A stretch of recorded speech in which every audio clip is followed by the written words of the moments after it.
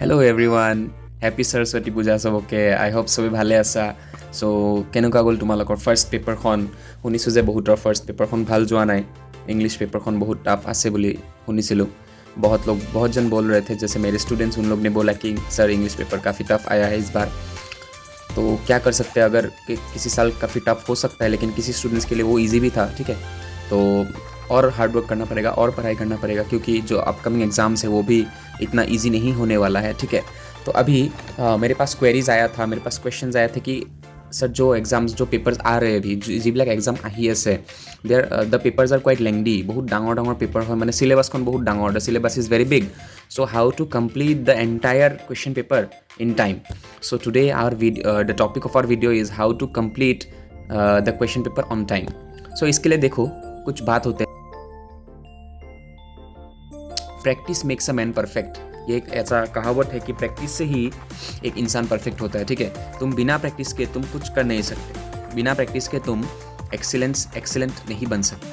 तो अगर तुमको क्वेश्चन पेपर कॉन्फिडेंटली टाइम पे कंप्लीट करना है तो तुमको सैम्पल पेपर्स प्रैक्टिस करना होगा, ठीक है। जो हमारा 80 मार्क्स का जो हमारा सैम्पल पेपर्स आता है, तो वो 3 घंटे में तुमको कंप्लीट करना होगा प्रैक्टिस। जैसे तुमने 2023 का पेपर कंप्लीट किया सपोज, फिर 2022 का किया, फिर 2021 का किया, तो 3 घंटे में तुम वो एक पूरा पेपर कंप्लीट कर पा रहे हो कि नहीं, वो तुमको चेक करना होगा प्रैक्टिस करके। तभी तुमको मालूम चलेगा कि whether you can complete the paper on time और नॉट, ठीक है। ये है पहला पॉइंट कि तुमको प्रैक्टिस करना होगा। नंबर 2,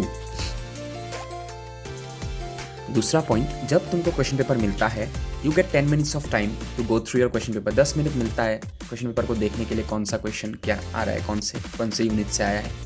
तो उसी 10 मिनट में तुमको मार्क करना है कि कौन सा क्वेश्चन तुमको पूरा आता है और कौन सा तुमको डिफिकल्ट लग रहा है, ठीक है। जो सिंपल और ईजी वाले होते हैं ना, उनको हमेशा पहले अटेम्प्ट करो। जब तुम उनको अटेम्प्ट करोगे तो तुम्हारे अंदर एक कॉन्फिडेंस आएगा कि तुम बाकी भी कर पाओगे। अगर तुमने डिफ़िकल्ट क्वेश्चंस से शुरू किया, सपोज जो टफ होते हैं या फिर जो तुमको पूरा 100% नहीं आता, अगर तुमने उनसे शुरू किया तो क्या होगा, जब उनमें तुम्हारा टाइम ज़्यादा जाएगा, क्योंकि तुमको उनमें ज़्यादा सोचना पड़ेगा, अच्छे से पूरा रिकॉग्नाइज करना पड़ेगा इसका आंसर क्या होगा, ठीक है। तो उसमें टाइम ज़्यादा जाएगा। तो तुम क्या करो, हमेशा सिंपल क्वेश्चन से शुरू करो।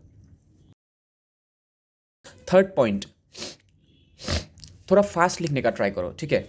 जब एग्ज़ाम लिखोगे तो स्लो राइटिंग जो करते हैं ना, उन लोग का काफ़ी डिफिकल्ट होता है पेपर कम टाइम पे कंप्लीट करने के लिए, ठीक है। तो थोड़ा राइटिंग फास्ट होना पड़ेगा। एकदम सुंदर हैंड राइटिंग नहीं चाहिए एग्जाम में। ऐसा हैंड राइटिंग चाहिए कि सबको समझ में आए और साफ सुथरा हो, लेकिन थोड़ा फास्ट लिखने को ट्राई करो, ठीक है। Write fast, try to write fast लिखिए ट्राई करो। फोर्थ पॉइंट, सबसे इंपॉर्टेंट, ऐसे दिमाग को इधर इधर इधर इधर इधर इधर इधर इधर ऐसे अगर घुमाते रहोगे तुम एग्जाम में, तो आधा घंटा तो ऐसे ही चला जाएगा ना। एक बार इधर देखोगे, एक बार इधर देखोगे, एक बार इसको बुलाओगे, एक बार उसको बुलाओगे। अगर तुम ऐसा ही करते रहोगे तो तुम्हारा तो वैसे ही टाइम चला जाएगा बहुत टाइम। इसलिए मैं जब एग्जाम लिखता था, मैं किसी और नहीं देखता हूँ, ठीक है, सिर्फ अपने पेपर पे देखता हूँ। और जब आंसर खत्म होने लग जाता है कि हाँ ठीक है कंप्लीट कर पाऊंगा, तब थोड़ा इधर उधर देख लेता हूँ, ठीक है। तो एनवायरनमेंट को भी थोड़ा देख लेता हूँ। लेकिन अगर तुम पूरे एग्जाम में इसको बुलाते रहोगे, उसको बुलाते रहोगे, तो तुम्हारा पेपर वैसे भी टाइम पे कंप्लीट नहीं होने वाला, ठीक है। अगर हो भी तो तुम्हारा पूरा 100% उसमें मतलब आंसर्स कंप्लीट नहीं होगा। तुम्हारा किसी क्वेश्चन में अगर 10 मार्क था तो तुम उसमें 5 मार्क का ही लिख के आओगे, तो ऐसा होगा, ठीक है।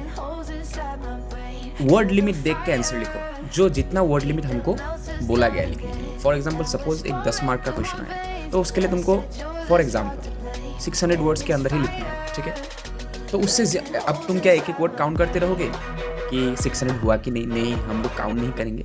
तो एक एजम्पशन है कि सपोज 10 मार्क के क्वेश्चन के लिए हम लोग 3 या 4 पेजेस लिखेंगे। तो अगर तुम्हारा उसमें 3 या 4 पेजेस हो गया, तो तुम वैसे ही अपना आंसर को अरेंज करो कि इस आंसर में जो है 10 मार्क्स है, और 10 मार्क्स के लिए मैं सपोज 8 पॉइंट्स लिखूंगा, और वो 8 पॉइंट्स मेरे इतना करके लिखूंगा कि यूनिफॉर्मली वो मेरे 4 या 5 पेजों में कवर हो जाए। सारी बा 5খন পেজত মোৰ 10 মাৰ্কৰ কুৱেশ্যনটো কভাৰ হৈ গৈছে।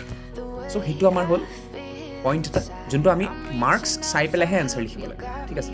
এনে যধে মধে লিখি গৈ আছোঁ 2 মাৰ্কছৰ কুৱেশ্যনটোৰ কাৰণে 3খন পেজ লিখি দিছোঁ, 2খন পেজ লিখি দিছোঁ জানো বুলি, এণ্ড লাষ্টত যাই দেখিম যে 10 মাৰ্কৰ কুৱেশ্যন 2টা থাকিয়ে গ'ল কৰিবলৈ। पहले हम क्या करते हैं, जो हमको सब आता है ना, हम पूरा भर के आते हैं, लेकिन हम मार्क्स नहीं देखते। देखो पूरा मार्क्स देख के आंसर करो। जो लोग टॉप करते हैं ना एग्जाम में, उनका ये हैबिट काफ़ी अच्छा है कि वो लोग मार्क्स को देख लेते हैं। ये 2 मार्क का क्वेश्चन है सपोज, तो उसमें वो 2 मार्क का हिसाब से ही लिखेंगे, सपोज 50 वर्ड्स 60 वर्ड्स, एक छोटा इतना सा पैराग्राफ या फिर इतना सा। लेकिन कुछ स्टूडेंट्स को मैंने देखा है, उन्होंने 2 मार्क्स के लिए भी, जब मैं एग्जाम ड्यूटी देता हूँ तो मैं देखता हूँ 2 मार्क्स के लिए भी वो लोग 2-3 पेज लिखते हैं। तो क्या वो ज़रूरत है 2 मार्क्स के लिए 2 से 3 पेज? तो तुम खुद सोच के देखो कि मार्क्स को देख के आंसर लिखना बहुत ज़रूरी होता है, ठीक है। तो ये कुछ पॉइंट्स होते हैं। और जैसे जब तुम एग्ज़ाम देने जाओगे, अच्छे से अपना नींद कंप्लीट करके जाना। अपना नींद जो है, जो हम लोग सोते हैं, अपना नींद कंप्लीट करके जाना एग्जाम से पहले, क्योंकि अगर तुम्हारा नींद इनकम्प्लीट होगा, अगर तुम अच्छे से सो के नहीं जाओगे, अगर तुम्हारा जो भी টোপনিটো কমপ্লিট হোৱা নাই, দেন এক্সামত তুমি এনচাৰবিলাক ৰিকল কৰিব নোৱাৰিবা। তোমাৰ ব্ৰেইনটোৱে তোমাক ৰেছপন্স নিদিব যে এনচাৰখিনি ওলাই দি নাথাকিব। এইটো এটা বহুত ইম্পৰ্টেণ্ট পইণ্ট নকয় বহুতে। স্লিপ প্ৰপাৰলি বিফৰ ইয়ৰ এক্সাম, 6 ঘণ্টা 7 ঘণ্টা 8 ঘণ্টা ভালকৈ শুই যোৱা, তেতিয়া তুমি এক্সামত বহিলে দেখিবা তোমাৰ এনচাৰ্ছখিনি অট'মেটিক ওলাই আছে। চ' যিমানে এনচাৰ ওলাই থাকিব সিমানে তুমি ফাষ্ট লিখিব পাৰিবা না, you can write fast. So' these were some of the main points how you can complete your paper on time. So' please give a like on this video', thumbs up এটা দি দিয়া আৰু চেনেলটো subscribe আৰু share কৰি দিয়া। Thank you.